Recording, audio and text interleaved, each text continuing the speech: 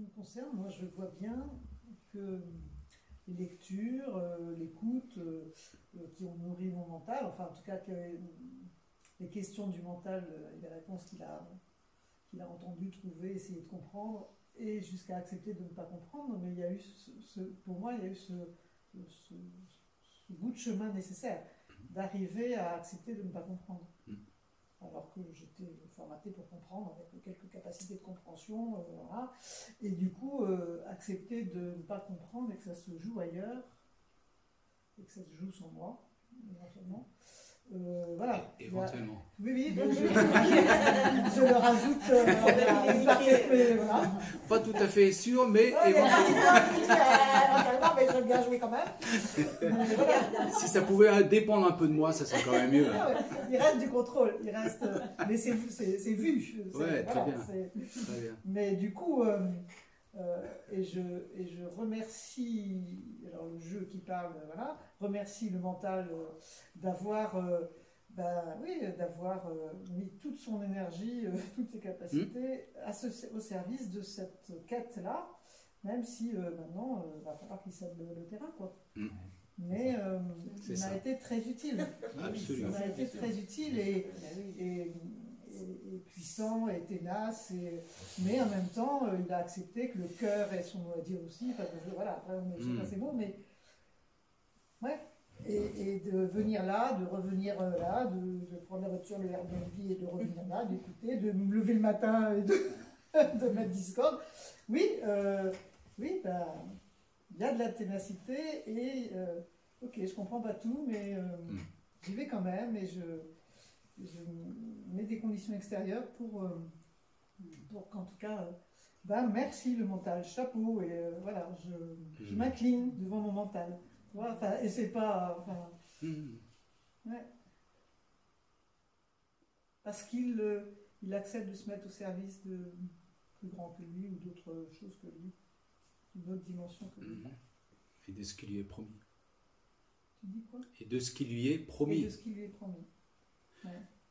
L'appel suscite la curiosité du mental, suscite cette envie d'aller voir.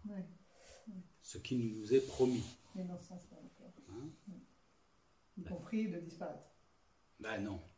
Ça, par contre, s'il l'entendait, il oui, n'irait jamais. Mais voilà. C'est ça. Ça, c'est disparaître. Oui, ça c'est. Oui, j'ai entendu, mais c'est pas très grave. Moi, ce qui m'intéresse, c'est ce qui appelle. C'est ce qui est promis. Ça, de toute façon, c'est même pas possible de disparaître, donc j'y crois pas. Voilà, donc, je suis là, donc voilà. En fait, parce que si vraiment il y avait l'intégration de ça, il n'y aurait jamais de chemin. La peur, elle se lèverait tout de suite.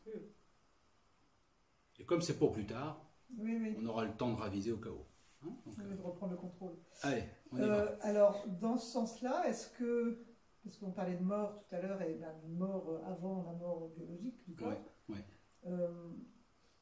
est-ce que les experts, parce que moi j'ai vécu 2-3 expériences, non pas de mort imminente, telles qu'elles sont décrites, mais par contre où je me suis trouvé en danger de mort, et où quand même la biologie a expérimenté un peu, et le mental s'est dit, c'est ballot, mais voilà, c'est maintenant, quoi. Et où du coup, alors je parle de noyade, pas de noyade complète, mais d'expérience. Et la dernière fois que ça m'est arrivé en plongée sous-marine, bref, peu importe, il y a eu une... Alors, je ne dirais pas acceptation, mais une résignation. Je n'ai même pas pensé à essayer de me remonter. C'est pour dire que, puis voilà, j'ai essayé de trouver la réserve d'oxygène, ça ne marchait pas. J'ai essayé de faire des signes, ça ne marchait pas.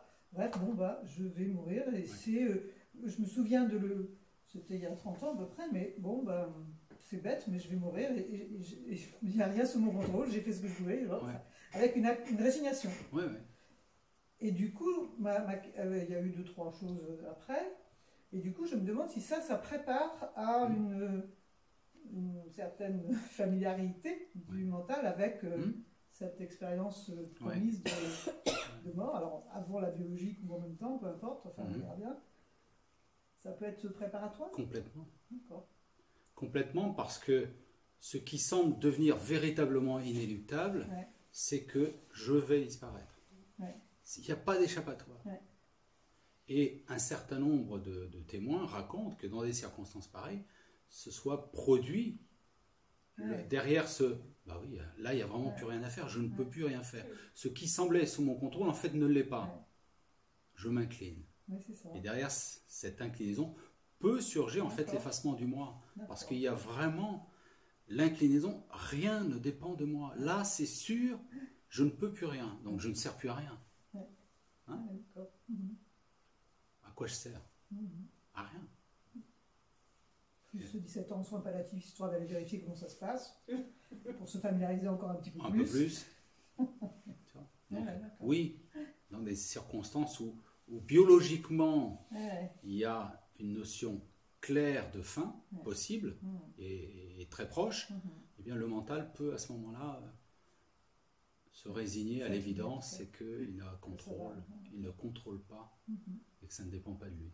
Et à ce moment-là, il peut y avoir l'effondrement de cette pensée. Tout à fait.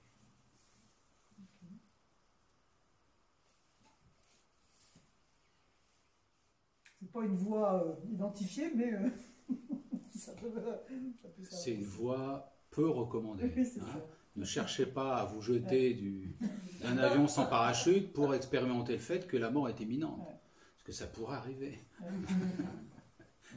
Et qu'à ce moment-là, il n'y ait pas eu le temps de la prise de conscience d'après moi, et que les deux se fracassent en même temps.